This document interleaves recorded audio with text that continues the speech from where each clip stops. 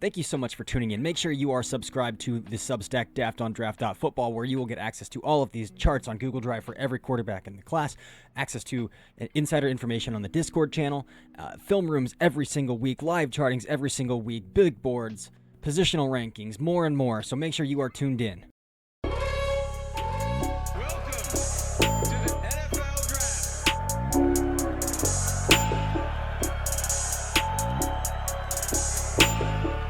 Welcome back into another episode of the Daft on Draft podcast presented by FanDuel. And as always, as we're doing here these first episodes of the week, we're gonna do a little mock draft action. Again, these aren't to be taken too seriously, more lighthearted and an introduction to names and the ability to talk through some names here. James, you're gonna take odds. I will take evens. Before we do that, you got a big week coming up here, heading into Monday night's clash here. How are you feeling? I do have a big week. Pretty nervous, but it's I've always kind of had the mentality of like I'm just happy to be here, honestly. Although I do want to win, but man, the season has been incredible. Did not expect to be able to experience something like this. Yeah, to say that Indiana is playing for a national championship in football is a bizarre thing to say out loud. But it's been a ton of fun to watch so far. But with that being said, James, why don't you take first overall pick here? What do we got here?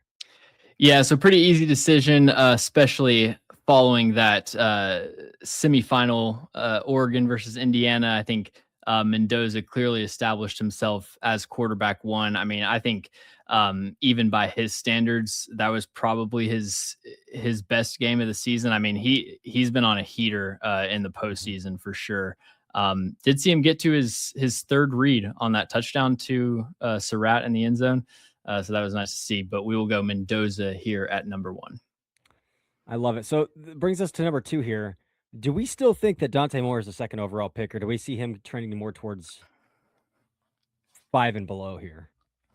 So the tough thing with Moore, and we've kind of discussed this, is like when you look at his schedule, he's only gone up against quality defenses a handful of times, and Mhm. there's been a clear decline in his level of play the more the pocket heats up.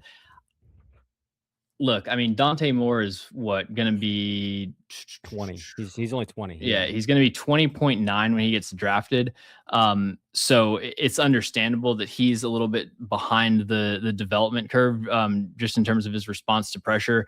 That's something that only live reps, I think, can really develop. And as has been established, the NFL isn't really a developmental league. Now, the thing is, you can say that, yeah, I have concerns about more under pressure. I'd rather not take him at 2, but realistically, I still think he's in play for the Jets.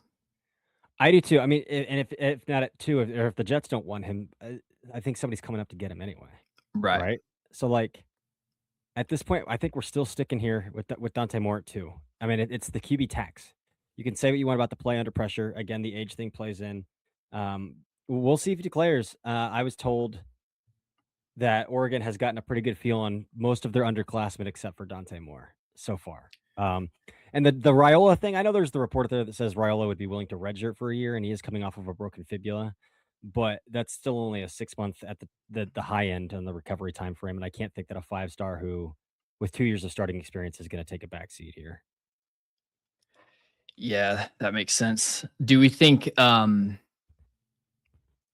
Cardinals could be no, it's too early for a quarterback. I mean, I do think that they will be looking for a change there, but I don't think this is Ty Simpson range.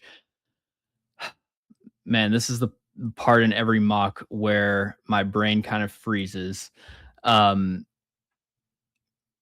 I'm just gonna go best player available though, and take Sonny Mhm. Styles. Um, don't love linebacker at 3, but in this class, that's what we're gonna do. Yeah, we both have him as the best player of the class, and the Cardinals need a linebacker. I think it's as easy as that sometimes. All right. That takes us to the Tennessee Titans, a team that kind of needs everything here. I'm still not on Ruben Bain as a top 10 talent. I just think we're gonna cool off a little bit once we get to measurables. He's not gonna test, so maybe he will be. He'll probably go top 10. We keep doing Jordan Tyson here, and I'm inclined to do the same thing. I'm inclined to do Jordan Tyson. Thinking maybe we could get a little crazy with it and go Arvell Reese, though, if we're going by my board here and best player available, because I think they could use a linebacker, they could use an edge, they could use a defensive playmaker. Yeah. Obviously, they don't have a head coach and they don't have a scheme right now, so that's going to depend on a lot um, heading into this. But I'm inclined to just go by my board, and we're going to say Arvell Reese fourth to the Titans. Okay. I've sort of just, I guess, based on his usage, I've sort of drifted towards viewing Arvell Reese more as an off-ball linebacker. I Same. just think, like, based on, it's great that if he turns into a pass rushing weapon, I think he definitely has, those capabilities, but I can't really write him up as a pass rusher based on Right. 15 reps. I feel like we go Jermon McCoy for the Giants here all the time. Mhm. Um, I like the Carnell Tate pairing with Malik Neighbors, but I do have Jermon McCoy as my best player available. We'll wait to see what the injury news is on him, how his medicals check out, but I'm going to go with McCoy here for the Giants. All right, we're kind of rolling with a little BPA mock here. I think that's I think that's fine. We've got a million more of these to do before the end of the season. All right, so brings me to the Cleveland Browns. Dante Moore is obviously off the board. Um, again, wide receiver is a big need here for the Browns. I think they need a ball winner. So if I'm looking between Carnell Tate and Jordan Tyson, who razor thin margins on my board, I do have Tyson graded a little bit higher. I do think the need for a dominant X ball winner, game changer playmaker. I guess they both are. I can't really say that all of that and not talk about Tyson. I'm gonna go Carnell Tate though. Okay. Just to get an X here in Cleveland. Just take the trip up by 71 north from Columbus to Cleveland. Get a legitimate X in Cleveland. So for Washington, I'm staring at my number 4 and number 5 ranked players, Jordan Tyson and David Bailey. I think both would be useful. Um, man, I still get nervous about taking David Bailey this early, so I'm going to go with Jordan Tyson. Even though I've kind of warmed up to Bailey earlier in the first round as of recent. All right, and that's pretty bad news for the New Orleans Saints here to have both those Yeah. wide receivers fly off the board right before them. But um,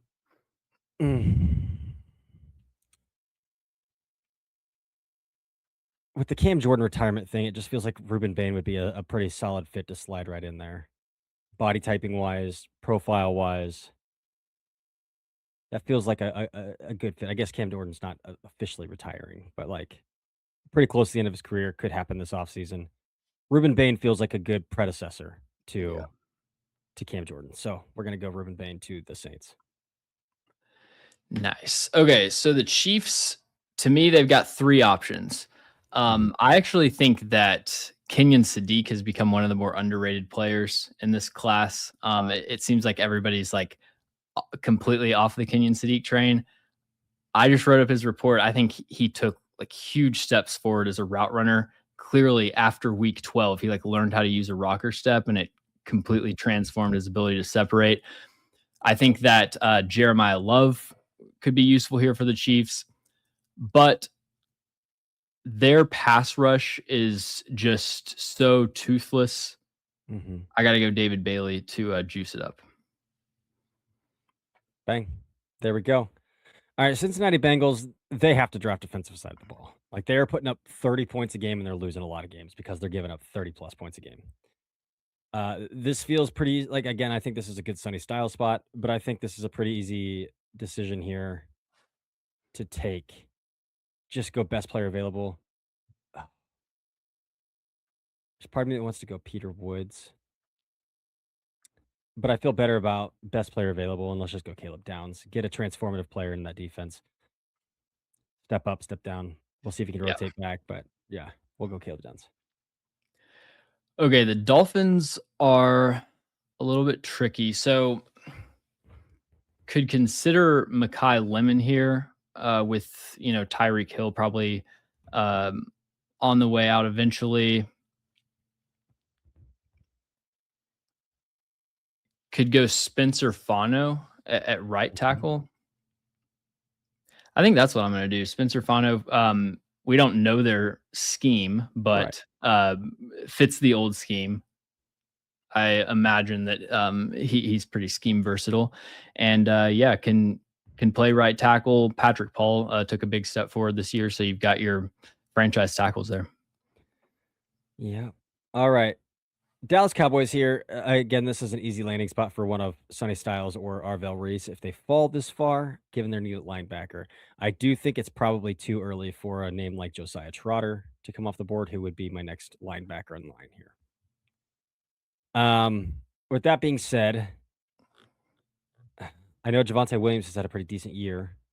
I don't know if they would go Jeremiah Love here. They did just trade for Quinn Williams, so I think defensive tackle's off the board. Looking at my board, obviously corner is a need for them too. Um, and with my board kind of adding up to that too, I am gonna go because they just cut Diggs. Savon Rebel has been unhealthy and then rough when he's been on the field. For if we're going positional value here, I am gonna go Avion Terrell to the Dallas Cowboys. Okay. So you would have Terrell ranked over Colton Hood? Yeah, I've watched a little bit more Hood, and I Okay. think so. Yeah, he's a little stiffer at the top and out of his breaks than I initially thought. Yeah, for sure. Uh, the Rams, this could potentially be a Ty Simpson spot. Ideally, I would find another option. Um, tackle, corner. I think Caleb Lomu. I mean, he's my highest graded tackle Mhm. available. Um, yeah, we'll go with Caleb Lomu, left Perfect. tackle out of Utah. All right. And that brings us to the Baltimore Ravens. And I think I mocked Peter Woods of the Baltimore Ravens last time, and that's what I'm inclined to do here as well. I could go guard and maybe take a guy like CC Moinoa and kick him inside. I do think Moinoa is going to get that shot to fail outside first, though. And with the neck injury to Namdi Madubuike, whatever the future holds there, we could go edge and like a Keldrick Falk too, who can condense down. They traded Odafe Owe. So I think potentially going edge is an option too. 15 or 14 is pretty early for how I feel about Keldrick Falk, though. So I do think I'm going to go Peter Woods to the Ravens again. Nice, nice, nice. Okay, I'm checking out some Bucks corners contracts. So it looks like Jamel Dean can be cut, or actually, Uh-huh. yeah. Yeah, he So restructured his deal. yeah, Yeah, this past. so I think corner could be an option here.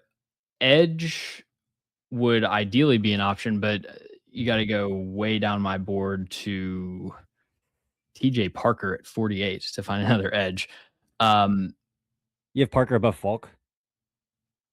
oh no, I do have Folk. Yeah, I missed him. Yeah, Folk could be an option, but I want to give them some pass rushing juice, and I don't really think that Yeah. that's necessarily what Folk is. Mhm.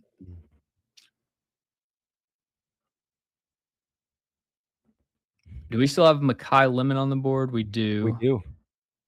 Would they draft Makai Lemon after just taking Ibuka? No, no. Yeah.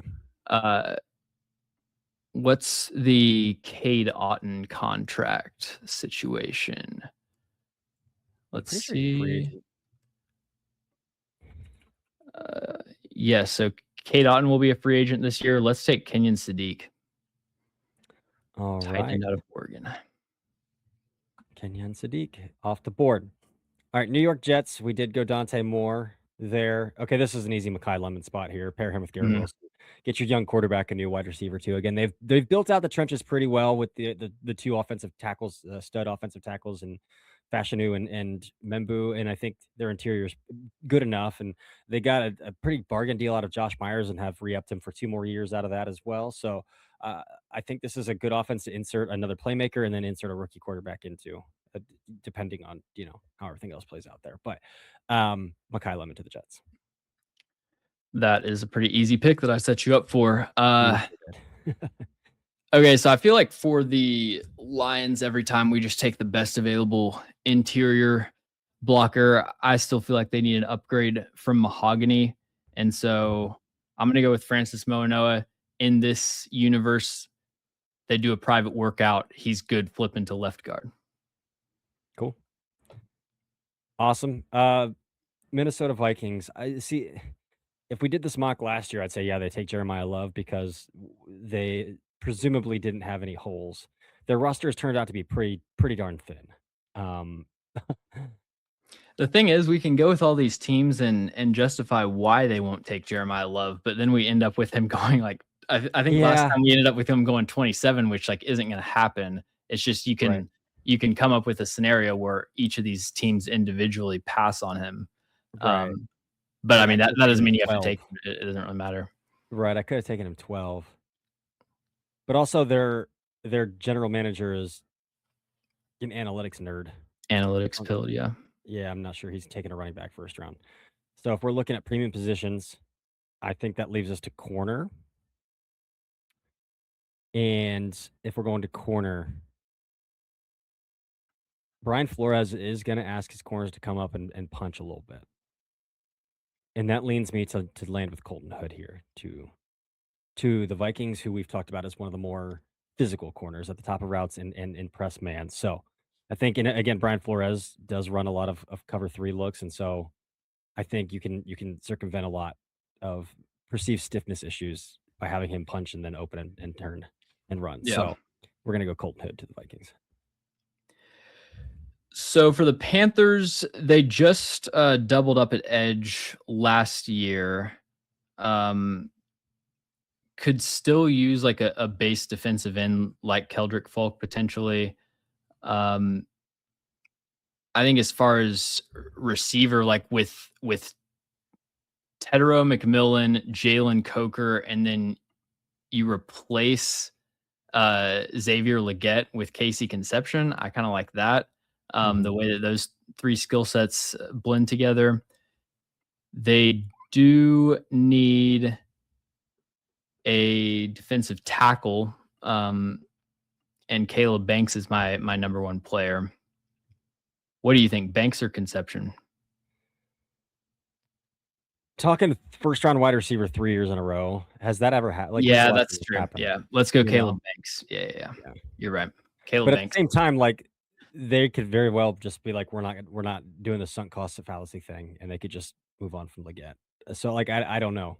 Could go back and forth there, but I would think that 3 years in a row at wide receiver probably Especially with what they need defensively. and after finding Coker too. Yeah, Mhm. it kinda helps circumvent that a little bit. So I would probably go Banks. Yeah. All right, Banks. Alright, let's take Jeremiah Love off the board here at 20 to the Dallas Cowboys. Let's just move on. He's off the board.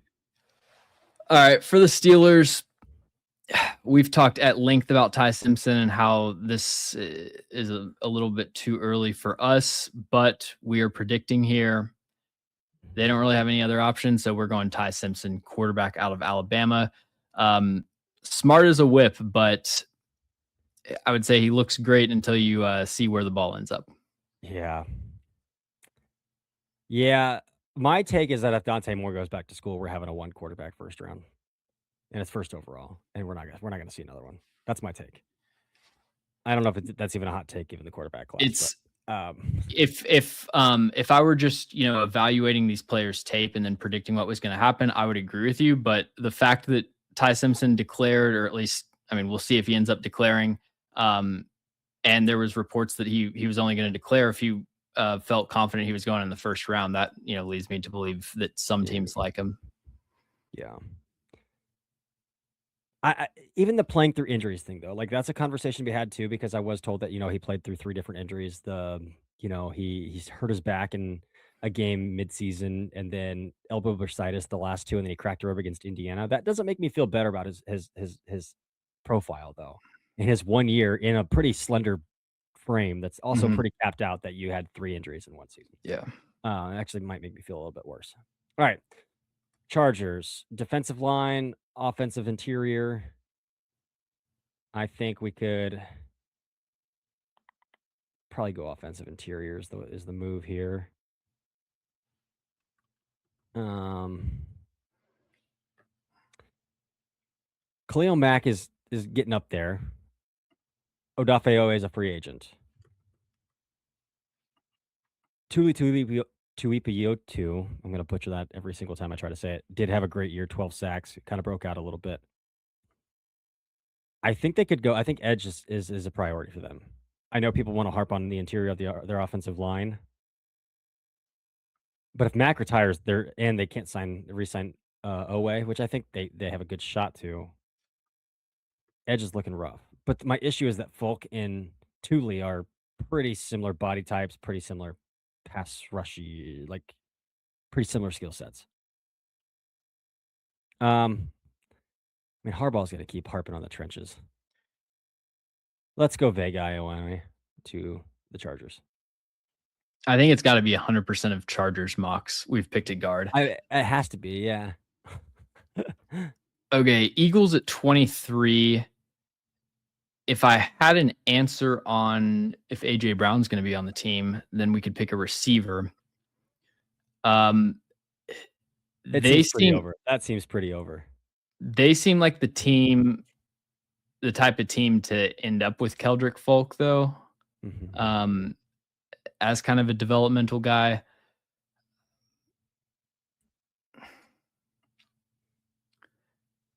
My highest graded player is Casey Conception. I think we're just gonna roll with that. Regardless of whether or not AJ Brown's on the roster, he can still provide value as their third receiver. Love it. This board fell pretty good for the Cleveland Browns, who desperately needed an offensive tackle after landing Keldrick Falk 6th overall. Um, Monroe. so I think we gotta go offensive tackle, and I am leaning towards Monroe Freeling here, left tackle out of Georgia, who just declared today. Listen, dude, I did a film room on Monroe probably like week 8, week 9, whenever the Florida game was, is the game that I Mhm. watched. Um, and I felt like, "Oh, this is a pretty raw guy, like 3rd round player, like mid day 2 player, blah, blah, blah, blah." You watch his playoff tape, man, his Yeah. hands are a lot better. He is he's high cut naturally because he's 6'7", but his core is strong. The grip strength is strong, like, and then he's athletic to match speed off the edge as well. So we're going to be talking about Monroe Freeling a lot over the next coming months, and it wouldn't shock me if he's taken higher than 24 by the time April rolls around. Yeah, I just finished his report today and was filling in the gaps with games I hadn't watched. It's pretty interesting. Like if you watch the first half of his season, he's a back to school grade, but like Yep. promising prospect. If you watch the second half, he's a first rounder. So His outside yeah, hand is heavy. He has a strong outside hand. the Bears. This I think is where we're going to take Keldrick Folk. Uh, Ideally, in this situation, we got kind of the pass rushing version of the pass rushing archetype version, but um, yeah, Folk will be a great run defender. I worry about the long term upside as a pass rusher, but I do think he can be a good contributor. All right. That takes us to the Buffalo Bills. So Buffalo could actually go a variety of directions, I think. They could go obviously wide receiver because that room is a disaster, which would lend me to Denzel Boston, given the Chris Bell ACL injury. I kind of think that they should. I mean, they are horrible against the run, like abysmal against the run. And I think I mean Ed Oliver's been hurt, but even when Ed Oliver's healthy, he's a more of a gap shooting 3 tech than anything. This to me feels like territory we could get into Caden McDonald territory here and pair Caden McDonald and Ed Oliver in the interior of Buffalo. Add some beef, add some meat. But we've talked about how awesome the nose tackle class was, and if they grabbed like Dominic Orange in the 2nd or 3rd round to do the same role, like what's the drop off going to be, right? Right. I think we talk a lot about their safety room too. There's some rumors Dylan Thieneman might go back to school. I don't know if I would take him 1st round anyway. To me, let me check a Matt Milano contract here. Let me see something. All right, he's a free agent after the season. Um, I'm gonna take Josiah Trotter to the Bills Nice. because I just think that the drop off in nose tackles is not steep. The drop off in linebackers once you get past Trotter, CJ Allen, to me falls off a cliff. So Yeah. I'd rather take the shot that you're getting a top end linebacker and then find depth at nose tackle later. Yeah, you texted me this week when you were doing your linebacker rankings. Like, do you have any under the radar linebackers that you have ranked higher than like most people? And I was like, literally no. Dude, I just watched so many mid to late day 3 linebackers this week. I'm just like, get me out of here." Well, we did that initial linebacker ranking of like our top 5, and we were talking so glowing, like, "Oh my god, this class is awesome." But that was the assumption that it wouldn't just completely plateau. Like once Yeah, you get past those top 5, they're kind of there's yeah. there's a couple mid round guys, but Yeah, you could talk me into some mid-round guys as, like, role players, but yeah. yeah. We usually go receiver for the Uh-huh. 49ers. Um, Spencer Burford is contract is up after this year, so I'm gonna take Vega Iowane. I took him to the Chargers. He Oh, went to you the did? 22, yeah. Jesus. Okay, Emmanuel Pregnon then. Okay. This feels like if for whatever reason Kenyon Sadiq does slip down into the 20 somethings, that feels like his floor after the Yeah. Kittle injury. I even think like talking myself I could talk into myself into Jamari Johnson 27th overall right there. Yeah, but We'll see if Jamari comes he's out, but returning. is he? Did he announce it already? Mhm. Oh, Yeah, that's great. Oregon got like Amari Washington, Jamari Johnson, uh, someone else, another big player, Tutum Tuoti, the edge Coyote. rusher, Mateo Uyunglele, the edge rusher. They all came back. Dang. And apparently they like Thieneman might come back too. And then obviously we don't have any idea what Dante Moore's thinking yet either. So all right. Could be Houston an Tech. all time amount of time that I've wasted watching this Oregon team all year. If Yeah, all but at these least you players really come caught back, up for summer scouting. You're really ahead of the yeah, game. that'll be our first summer scouting episode. Dante Moore, Dylan Thieneman, yeah. The Oregon offense, the Oregon unit. Um, all right. The Texans. I just watched tonight CJ Stroud get harassed. But again, how the offensive line board has fallen post Cleveland now. Um, what's Titus Howard's contract looking like? Titus Howard has one more year left on his contract, but they can cut him post June. I don't know if they would. I could talk myself into Blake Miller here with the idea that either Titus Howard plays guard or they cut him. I could talk myself into Blake Miller here. Their defense is perhaps the best in the NFL. I don't know if there's anything they need to touch there right now. I obviously like I think the glaringly obvious here is the interior of the offensive line. So we're talking either taking Chase Bizantis 28th overall, which I don't love the idea of yet, or we're talking about taking Blake Miller to play right tackle because Blake Fisher has not seen the field, and I don't know if he will see the field as a second round pick last year for the 2 years ago for the Texans, and we're kicking Titus Howard back into guard. I think that's what we're gonna do here. We're gonna go Blake Miller to the Texans. That's what I would have done. So I took a tackle for the Rams with the first pick.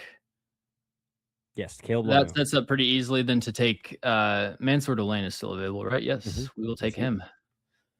One on each That's a side of the great ball. first round for the Yep. Rams right there. That's a fantastic first round.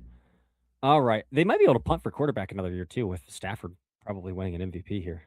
All right. The Patriots. Morgan Moses is a free agent. We could go right tackle. Again, I just took Blake Miller though. We could take Proctor as a guard potentially. Defensively, Christian Barmer just got in some trouble, and I'm not quite sure they have much going on along the interior of their defensive line. Otherwise, on top of that as well. Kyrie's Tonga. They've actually they have Milton Williams, who has the big deal there too. Okay. Um, Harold Landry and Caleb on Chase on other pass rushers, and then Christian Ellis, Robert Spillane. I could go a lot of directions here with that front seven. Um, Front seven feels like the way to go. So I'm leaning where I'm talking either CJ Allen here. Spillane's had a good year, but to replace Christian Ellis. And I know Caleb Von Chason is their leader in sacks, which is a funny thing to say out loud. Or edge. So I'm looking edge or CJ Allen here. I'm gonna go CJ Allen to the Patriots, where I think this is like the ideal range for CJ Allen. All of like the LB1 stuff I think is kind of gone for me. But I do like this 27 to 40 range for CJ Allen. Yeah, I've got Allen 46 on my board. Who is at 31? I can't see. The Denver Broncos. Denver Broncos. So PFF mock draft simulator is out on RJ Harvey apparently. I feel like looking at the roster, this could be a good Lee Hunter spot. He is my highest graded remaining defensive lineman. So unless there's anyone else. I was kind of thinking Lee Hunter for the Patriots too until I saw the depth in there. I was like, oh, no, that's not going to work. Yeah, I'm going to go with Lee Hunter, nose tackle out of Texas Tech. All right. And that brings us to the Seattle Seahawks here to wrap this thing up. And I mean, it just the Anthony Bradford thing is glaringly obvious. Do they take guards in the first round of back-to-back years would be a question to have. Again, as the edge class kind of lies here, I don't love any of these names in the first round that are left. And if I had to take one, it would be Cassius Howe or Mason Thomas, probably Cassius Howe. I don't think I'm going to do that though here. This would be another good CJ Allen spot, I think. But that's gone. Oh. We could go. Oh, actually, I know exactly what I'm going to do. I know exactly what I'm going to do here. So, DK Metcalf is gone. They lack a physically imposing wide receiver on the perimeter. Jackson Smith and Jigba has been phenomenal. Just think what you could do if you could give him an imposing X to kind of stretch and take some attention away from him as well. Especially given the rest of that room as well. I mean, I like Rashid Shaheed. He's a free agent. I hope they resign him. Cooper Kupp is still under contract, but there's not a lot of juice left in the squeeze there either. Let's keep a Seattle kid in Seattle here. Let's draft Denzel Boston to the Seattle Seahawks, 32 overall. Perfect. All right. And that'll wrap up our mock draft here, James. I'm not going to go through every pick like I usually do because I think it's just rambling and it sounds awful to do on a podcast. But what, again, as we do every time, a couple of your favorite fits here. So I really like the Rams and Browns just hauls. I think Rams getting Mansour Delane and Caleb Lomu, and then the Browns getting Carnell Tate, Monroe Freeling. That's like just knocking it out of the park with your 2 first round picks. Yeah, I do love that as well. For me, Kenyon Sadiq to the Bucks is sneaky good. Again, pending their offensive coordinator. But I mean, Mike McDaniel was interviewed for that job. Like, think if Mike McDaniel gets that job and you throw Kenyon Sadiq into that offense, like that screams a lot of fun to me. Or really any kind of wide zone or inside zone, and then run action, boot action off of that that you can find. Like that's a fun fit for Kenyon Sadiq, I think. And then I'll throw out Lee Hunter of the Broncos is another good one. Just a little bit of a rich team getting a little bit richer right there. Their offense is, I think they could use a playmaker like that kind of X factor offensively. But maybe they get a little bit more of that out of RJ Harvey and do a little bit more with him, considering what he was able to do at UCF. But at this point, take a really good football player, explosive interior defender there with Lee Harvey. Lee Hunter. So I'm a big fan of that pick too. Yeah, with the way the tight end and the running back class is, you assume that you're not getting tight end 1 or RB1, so I don't think that pick is gonna be their first round pick probably. No. Yeah. All right, James. Well, tomorrow we'll be back breaking down the semifinal games. Give us some time to digest the tape and work through it there. I don't have anything else, man. You got anything in the works for the people? I guess we So I both like kind of do with Shrine Bowl coming up here. Yeah, a lot of stuff in works, but, I will, see you tomorrow to break down this semifinal tape. All right. Well, until next time, that's been another episode of the Daft on Draft podcast. See ya.